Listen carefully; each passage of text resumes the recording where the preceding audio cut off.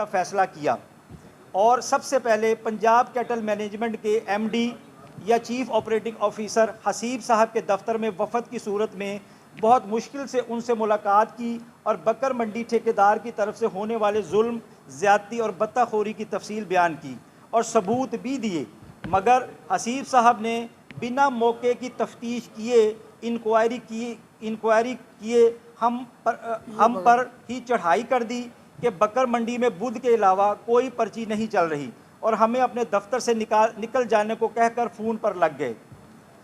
बाद अज मोरखा 18/4/2024 तान बकर मंडी सामूराना में जग्गा टैक्स और बत्ता के ख़िलाफ़ है। आज का मौजू ये है जी,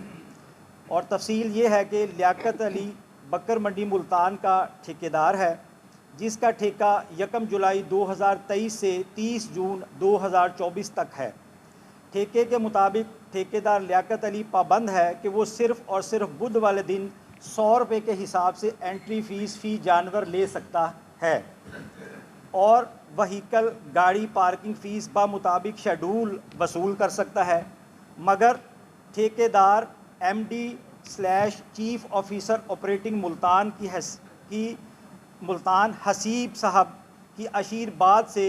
बुध समेत हफ्ते के तमाम दिन रोज़ाना की बुनियाद पर लाखों रुपए भत्ते और जग्गा टैक्स की सूरत में असले के ज़ोर पर मंडी में आए हुए व्यापारियों कई महीनों से ठेकेदार को कहा गया, मिन्नत की गई और इलाके के मुख्तलिफ मुअज़्ज़िज़ लोगों से कहलवाया गया कि वो बुध वाले दिन के अलावा जो ये गरीब व्यापारी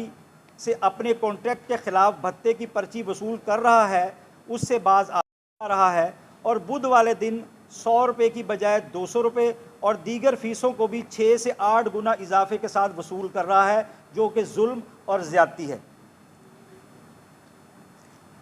और बुध वाले दिन 100 रुपये बजाय 200 वसूल कर रहा है। ये व्यापारी बुध वाले दिन के अलावा हफ्ते के बकिया तमाम दिन की वसूली को भत्ता और जग्गा टैक्स कहने में इसलिए हक बजानिब हैं, और इसका सबसे बड़ा सबूत ये है कि ठेकेदार बुध के अलावा दिनों में जो भत्ते की पर्ची चलाता है उसमें आने वाले दिन बुध की तारीख़ लिखता है, यानी अगर वो अपने ठेके के मुताबिक जो पंजाब कैटल मैनेजमेंट के साथ हुआ है उसके ऐन मुताबिक हो